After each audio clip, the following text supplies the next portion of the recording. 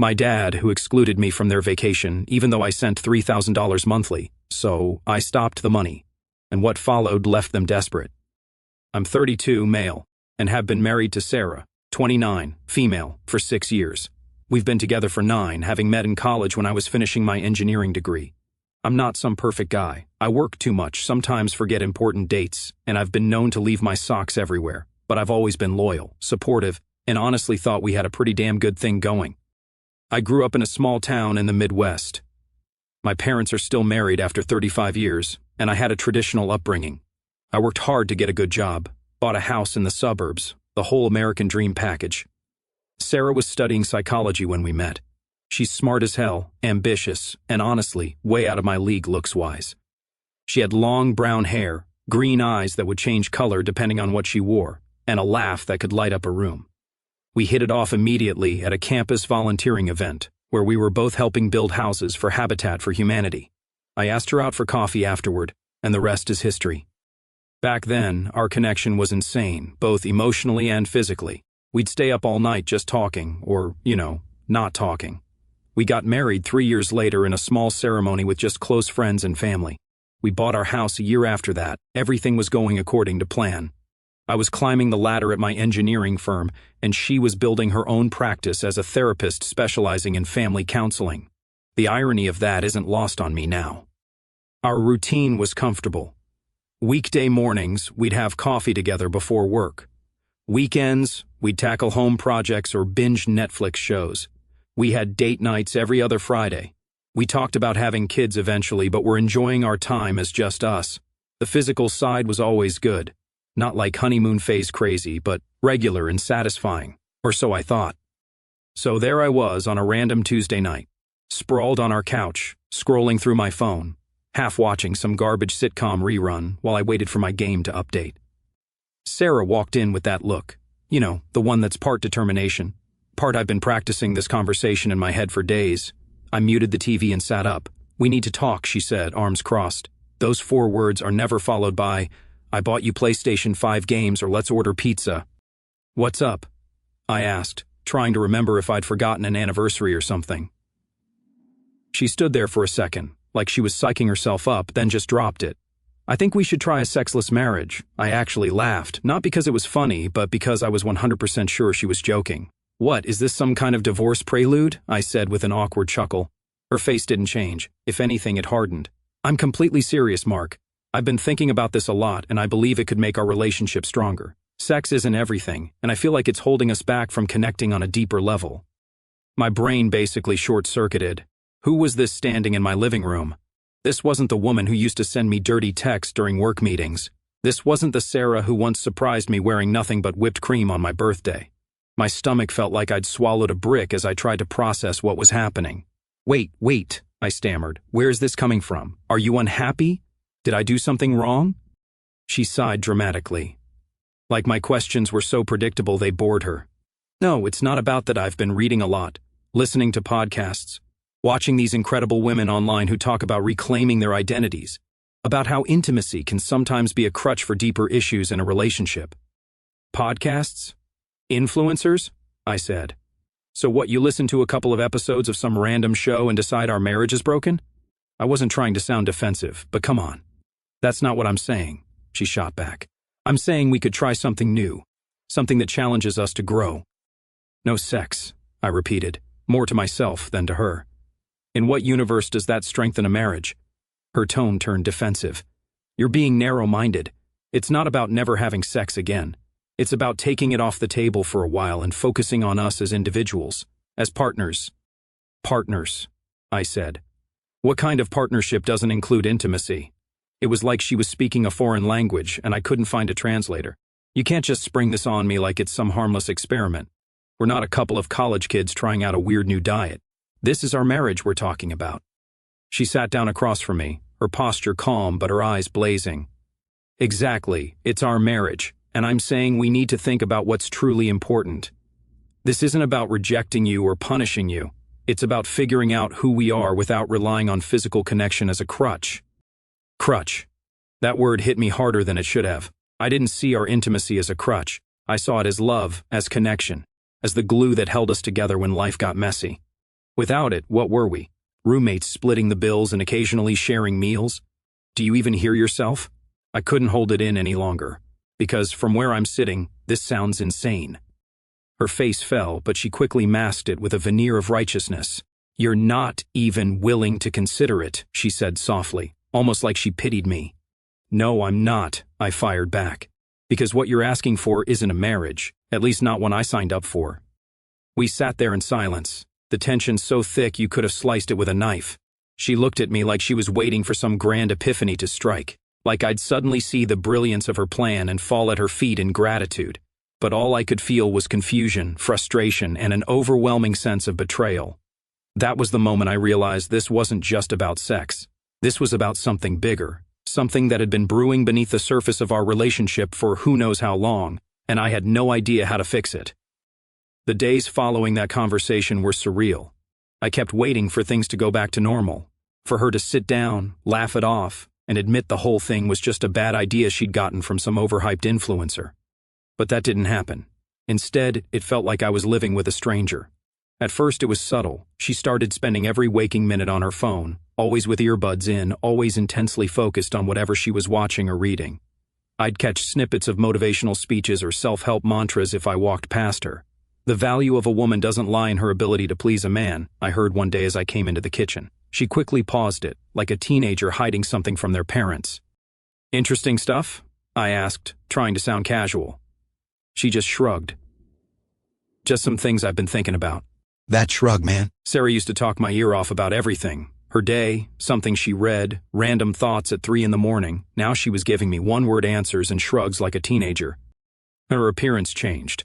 Sarah always had a casual style. Jeans, hoodies, t-shirts. Suddenly, she was dressing like she had corporate board meetings every day. Blazers, slacks, button-up shirts. Even her hair changed. She chopped off her long brown hair that I loved into some kind of severe bob with bangs. When I first saw it, I literally did a double take. 6 years of marriage, and she never once mentioned wanting short hair. You look different, I said one morning as she put on lipstick on a Saturday when we had no plans. Thanks, she replied without looking at me. Are you going somewhere? I asked. No, she said, and that was it. End of conversation. Our home routine changed too. She stopped cooking with me, something we used to enjoy doing together on weekends. She stopped suggesting movies for our Friday night watch parties. She even rearranged her side of the closet, getting rid of all the comfy clothes she used to wear around the house. Every day, she seemed more distant. The woman who used to curl up next to me on the couch was now sitting ramrod straight in a separate chair, engrossed in her phone. If I tried to talk to her about work, friends, or literally anything, she'd give me short, disinterested responses. What really got to me were the buzzwords she started dropping into conversations. Suddenly, everything was about emotional labor, male entitlement, setting boundaries, and feminine energy, terms I'd never heard her use in all our years together. I'm focusing on finding myself, she said one evening when I tried to bring up what was happening between us. Finding yourself? What does that even mean? You're right here, I said, unable to hide my frustration. You wouldn't understand, she replied, her voice flat. That line cut deeper than it should have. Was I suddenly too dense to grasp what was going on in my own marriage? We used to be able to talk about anything. Now I was being dismissed like some clueless idiot. I tried to maintain some normalcy. I kept inviting her to watch shows with me, to go for walks, to visit our favorite restaurants. She'd either decline outright or agree, but then spend the entire time distracted by her phone. Sex was completely off the table, of course. If I even touched her casually, a hand on her shoulder or a kiss on the cheek, she'd stiffen or subtly move away. The Sarah I knew, the woman I fell in love with, seemed to be vanishing by the day, and in her place was this cold, detached stranger who seemed annoyed by my very existence. About 2 weeks after the initial sexless marriage bomb, Sarah marched into the living room while I was watching basketball. Without saying anything, she sat down and thrust her phone in my face. Look at this, she demanded, pointing to an Instagram post. It was from some account called Patriarchy Smashers, with about 200,000 followers. The profile was full of quotes about female liberation and breaking the chains of male expectations. The post she showed me was a long rant about how sexual relationships with men were tools of oppression and how women could reclaim their power by rejecting the male gaze and physical demands. What do you think? She asked, staring at me like I was about to be tested. I took a moment to actually read the post. It was basically claiming that any woman in a traditional relationship was being subjugated, that sexual intimacy with men was inherently oppressive, and that true liberation came from disconnecting from male validation. The comments were full of women praising these insights and sharing how they were setting boundaries with the men in their lives. What do I think? I think this is absolute nonsense, I said honestly. This person doesn't know us or our relationship. How could some random Instagram feminist know what's best for our marriage? Her eyes narrowed. It's not about her specifically, she said with a condescending tone I'd never heard from her before. It's about the concept. Don't you think there's truth in how society conditions women to believe their worth is tied to sexual desirability? Sure, in theory, but that's not our relationship. I've never treated you like that. You're seriously going to let some hashtag activist influence our marriage? She sighed dramatically. This is exactly what I expected. You're completely closed off to new perspectives that challenge your male privilege. Male privilege. In the 9 years we'd been together, Sarah had never once used phrases like that. Now suddenly, I'm the patriarchy, new perspectives, or brainwashing. Because this doesn't sound like you at all, I said, trying to stay calm. She stood up abruptly. You wouldn't understand. Your entire life experience is filtered through male entitlement. Then she walked out, leaving me sitting there wondering what had happened to my wife. That night, I lay in bed next to this stranger, staring at the ceiling, trying to pinpoint when everything changed. She was right there, inches away, but somehow miles apart. The woman I'd built a life with, planned a future with, seemed to have been replaced by some radicalized version I didn't recognize. The next day, I came home from work to find her organizing some kind of women's circle in our living room. 5 women I'd never met were sitting in a circle on our floor, burning sage, which I'm allergic to, by the way, and taking turns talking about dismantling internalized misogyny or something. Sarah barely acknowledged me as I walked in. We'll be done in a couple of hours, she said dismissively, like I was some delivery guy interrupting their important ceremony. I grabbed my laptop and retreated to our bedroom, listening to these strangers in my living room talk about how men were basically the source of all evil in the world. One of them was going on about how she'd freed herself from the male gaze by cutting off her husband's physical access to her body. The others murmured their approval and validation. Was this what Sarah was planning? Complete physical estrangement? I felt sick to my stomach. This wasn't a rough patch or a communication issue. This was my wife being systematically turned against our relationship by some radical ideology. After tossing and turning all night, a disturbing thought crept into my mind. What if there's someone else? I hated myself for thinking it, but it made a weird kind of sense. The sudden emotional distance, the appearance changes, the secretive behavior with her phone. People don't just wake up one day and decide to drastically change their marriage unless something else is going on. While she was in the shower the next morning, I did something I'd never done before. I tried to check her phone. It was locked, of course, and the passcode had been changed. We used to know each other's passcodes, not because we snooped, but because we had nothing to hide. When did that change? Later that day, I started paying closer attention to her behavior. She was constantly glued to her phone, angling the screen away when I walked by. She disappeared into our home office for hours, claiming she was journaling or participating in women's empowerment workshops. Every notification made her jump to check her phone. If I walked into a room while she was on it, she'd quickly switch apps or turn the screen off. Classic guilty behavior, right? One night, I pretended to be asleep when she got into bed. She immediately reached for her phone and started typing away, occasionally smiling at whatever response she was getting. Who was she texting at midnight, and why did it make her smile when nothing I'd done in weeks had earned more than a cold stare? Who you always texting? I asked the next evening as she furiously typed on her phone. She looked up, startled, then composed herself. Just some women from my feminist collective. We're discussing the systemic oppression inherent in traditional marriage dynamics. Your feminist collective? Since when are you in a collective? Why does it matter to you? She snapped. Are you trying to control who I talk to now? That's textbook patriarchal behavior. It matters because you're my wife. And you've been acting like I'm your enemy for weeks now. Do these strangers know more about our marriage than I do? I said. Maybe they understand me better than you do, she said coldly, then got up and left the room. That comment felt like a slap in the face. 9 years together, and suddenly some online collective understood her better than me.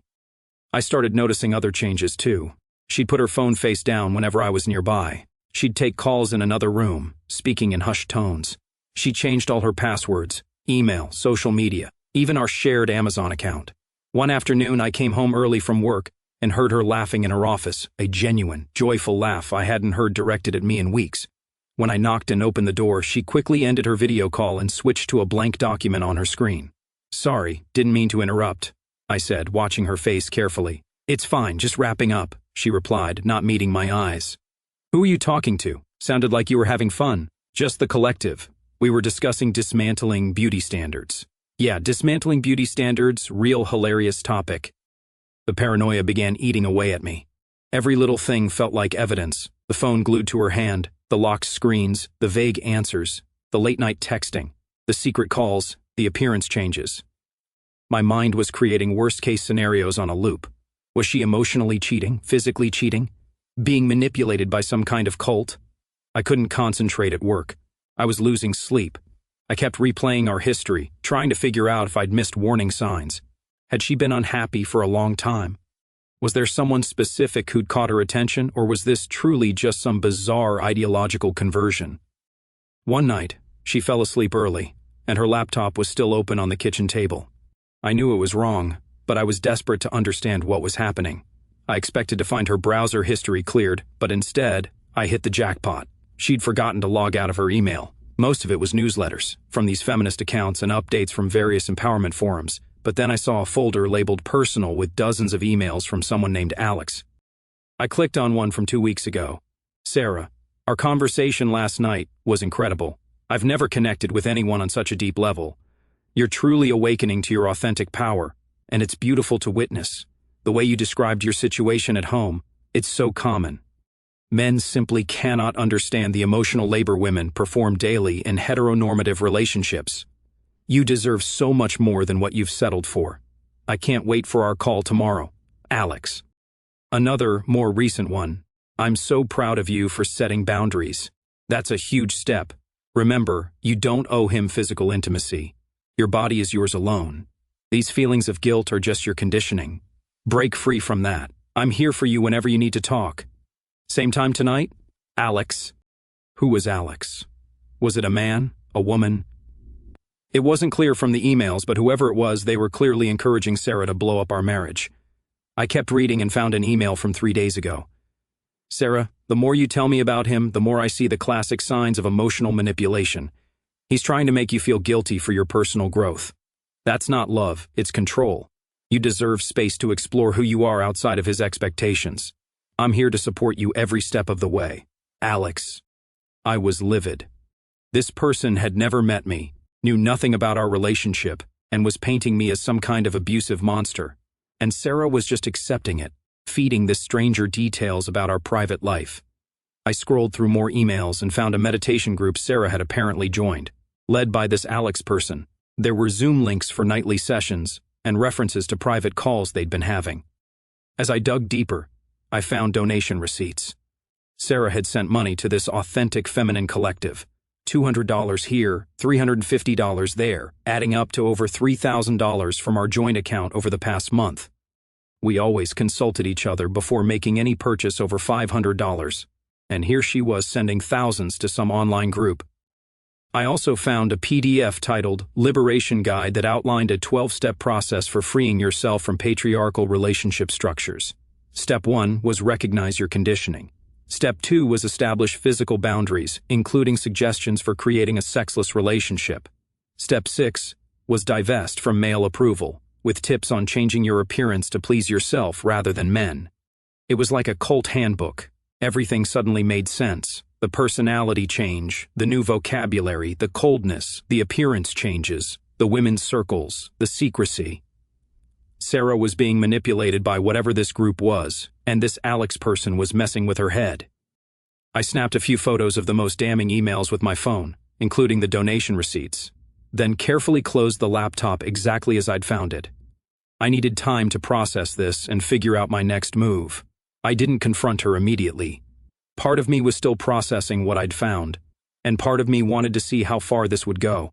Over the next few days, I noticed she was attending these meditation sessions every night, always with her door closed and locked. I did some research on this authentic feminine collective. Their website was full of vague empowerment language and testimonials from women who had transformed their lives through the program. The founder, Alexandra Reeves, Alex, presumably, described herself as a spiritual guide and feminist awakener who had liberated herself from patriarchal bondage after leaving her husband of 15 years. The site offered different membership tiers, from a basic $49 a month for access to group sessions up to a $490 a month transformation package that included private coaching. There was also a donate button for supporting the collective's mission. It had all the hallmarks of a sophisticated scam targeting vulnerable women. The breaking point came after dinner one night. I'd cooked, as I did most nights now, and she'd barely touched her food, too busy checking the time every few minutes. "I need to go," she said, standing up and leaving her plate. "I have an important session at 8. "Sure," I said, my tone flat. "You go lock yourself in the office with your new best friend Alex while I clean up again." She froze, then slowly turned to face me. "What did you just say?" I put down my fork and met her gaze. "You heard me. Alex, your guru or whatever, who's been filling your head with all this nonsense about me being some kind of oppressive monster." Her face went white, then flushed red. "You went through my emails? How dare you invade my privacy like that?" "Privacy? Since when do we have secrets in this marriage? You've been talking to some stranger about our personal life for weeks, letting them convince you I'm some kind of villain, and I'm the bad guy for finding out," I said. "You had no right," she shouted, hands shaking. "This is exactly why I need space from you. You're controlling and possessive." I laughed, but there was no humor in it. "Controlling? I've been watching my wife turn into a complete stranger, spouting phrases she never used before, treating me like an enemy, and apparently sharing every detail of our relationship with some random collective online, and I'm supposed to just sit back and be cool with it? Alex understands what I'm going through. The collective supports my journey of self-discovery without judgment. They see me as a complete person, not just as an object for male gratification," she said. "Object? Are you kidding me? 9 years together, and you think that's how I see you? I've supported every ambition you've ever had. I encouraged you to get your master's degree, to start your own practice. When have I ever treated you like an object?" "You just don't get it," she said with infuriating condescension. "Your male perspective blinds you to the subtle ways you exert control, and Alex's perspective is so much more enlightened, I guess. This person who's never met me, never seen us together, knows more about our relationship than I do," I said. "Alex is helping me find my authentic self." "Your authentic self was just fine before this cult got its hooks in you," I said. Her eyes narrowed dangerously. "It's not a cult. It's a supportive community of like-minded individuals who understand the female experience. A supportive community that encourages you to blow up your marriage? That tells you your husband is manipulative and controlling based on absolutely nothing? That has you changing everything about yourself? Sounds like the textbook definition of a cult to me," I said.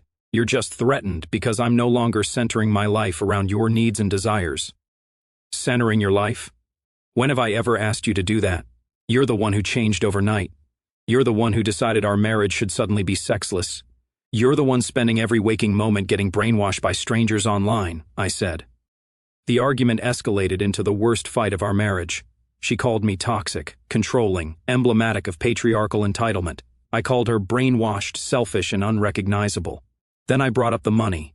"And by the way, I know about the $3,000 you've given them from our joint account." That stopped her cold. "How did you? I saw the receipts in your email. You've been sending hundreds of dollars to these people without even mentioning it to me. How is that okay? We always talk about big purchases, but suddenly you're funneling thousands to some online guru without a word." "It's an investment in my growth," she said, but she had the decency to look slightly embarrassed. "It's a scam, Sarah. These people are taking advantage of you. They're isolating you from your support system. That's what cults do. They convince you that everyone who questions them is your enemy. They get you to change your appearance, your language, your relationships, and then they take your money." "You don't understand what this means to me," she insisted, but I could see a flicker of doubt in her eyes for the first time. At one point, I finally asked the question that had been burning in my mind. "Are you sleeping with Alex?" She looked at me like I'd slapped her. "How dare you? That just shows how little you think of me, that you immediately assume I'm cheating." "What am I supposed to think? You suddenly want a sexless marriage. You're constantly hiding your phone. You're having private sessions with some guru who's telling you your husband is the enemy.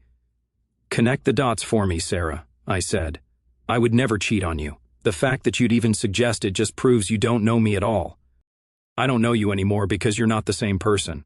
The Sarah I married wouldn't join some online cult and let them dictate our relationship, I said.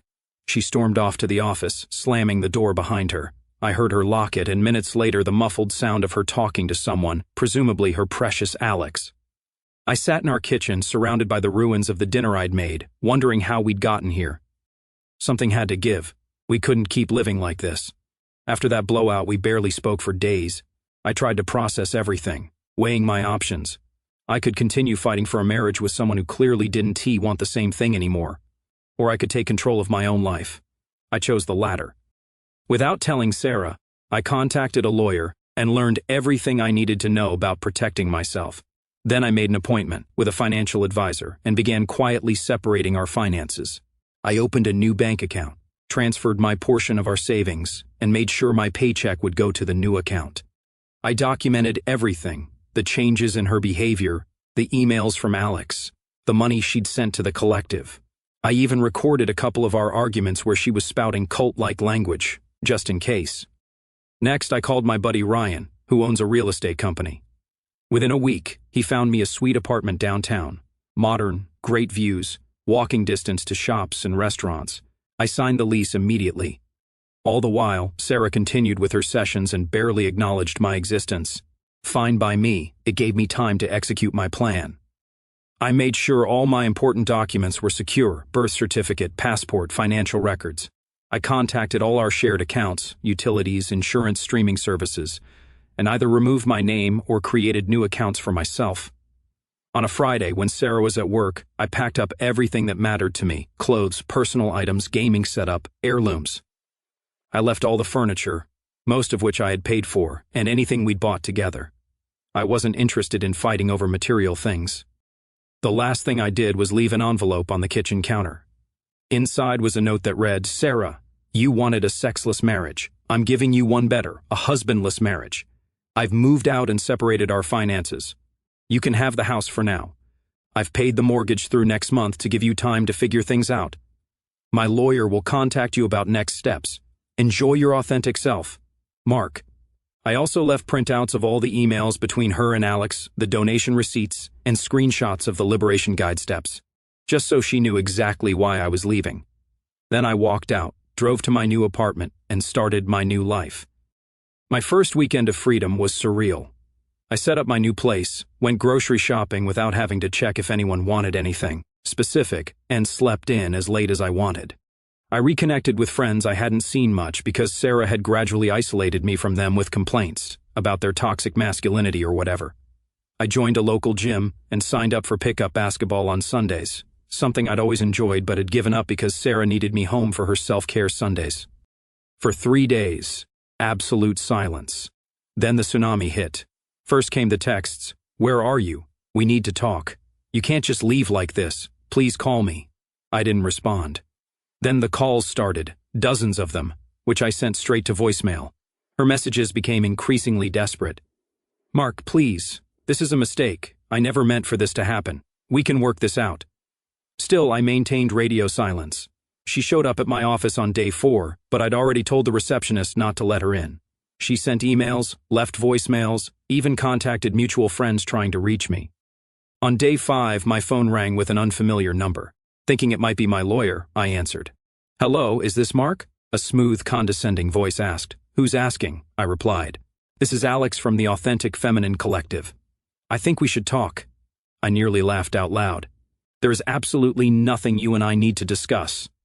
I understand you're upset, but Sarah is devastated. She's had a realization about how important you are to her," Alex said. "Oh, has she? That's fascinating. Tell me, Alex, how much money has Sarah donated to your collective over the past month?" Silence. That's what I thought. Listen carefully. Stay away from my wife and stop filling her head with manipulative nonsense. If you contact me again, I'll be filing a harassment report. Are we clear? I hung up before they could respond. 2 weeks passed. I settled into my new place, reconnected with friends I hadn't seen in ages, and started hitting the gym daily. I was sleeping better, eating better, and feeling more like myself than I had in months. My lawyer informed me that Sarah had been served with separation papers. She hadn't contested anything yet, which surprised me. I expected her to fight, to drag things out, to make demands. Then Sarah showed up at my office. She looked terrible. eyes puffy, hair unwashed, wearing an old sweatshirt instead of her new empowered woman wardrobe. My receptionist told me she'd been waiting in the lobby for 3 hours, refusing to leave. Against my better judgment, I agreed to 5 minutes. "You look good," she said quietly as she sat across from me. "Thanks. What do you want, Sarah?" "I made a horrible mistake," she whispered, tears welling up. "I got caught up in something I didn't understand. Alex, the group, they're not what I thought." "And what were they?" I asked. She looked down. "After you left, I did some research. They target women in stable relationships, make them doubt everything, isolate them from their partners, then ask for money. I've given them almost $5,000 from our joint account." I leaned back in my chair. "That's unfortunate. Mark, please, I'm so sorry. I don't know what happened to me. I was feeling bored, restless, and then I found these videos online that seemed to speak to me. Before I knew it, I was in so deep." Her voice broke. "So, what do you want from me now?" I asked, keeping my voice neutral. "I want to come home," she sobbed. "I miss you. I miss us. I've been seeing a real therapist, not some online guru, and she's helping me understand how I got manipulated. I'll pay back every cent I gave them. I'll delete all my accounts. I'll do whatever it takes." "And the sexless marriage idea?" I asked. She looked mortified. "That was never really what I wanted. They convinced me that physical intimacy was a form of submission to patriarchal expectations." God, it sounds so ridiculous saying it out loud. "And the women's circles? The radical feminist rhetoric? The complete personality transplant?" I pressed. "I got swept up in it," she admitted. "It's like they knew exactly what to say to make me feel special, enlightened, like I was part of something important. They isolated me bit by bit, made me doubt everything I knew. Classic cult tactics, but I couldn't see it until you left." I checked my watch. "Your 5 minutes are up." "Sarah, please," she begged, reaching for my hand across the desk. "I love you. I made a terrible mistake. I'll do anything to fix this." I pulled my hand away. "The thing is, Sarah, I'm actually happier now. These past few weeks have been enlightening. I've realized I deserve someone who won't throw away 9 years based on some Instagram cult's advice. Someone who trusts me enough to talk about problems, instead of ambushing me with ultimatums. Someone who values my feelings as much as their own." "That's me," she insisted. "The real me, not the brainwashed version. Please, Mark, give me another chance." "You know what really hurts?" I said, leaning forward. "It's not the sexless marriage proposal. It's not even the money you sent them. It's that you believed some stranger on the internet over your husband of 6 years.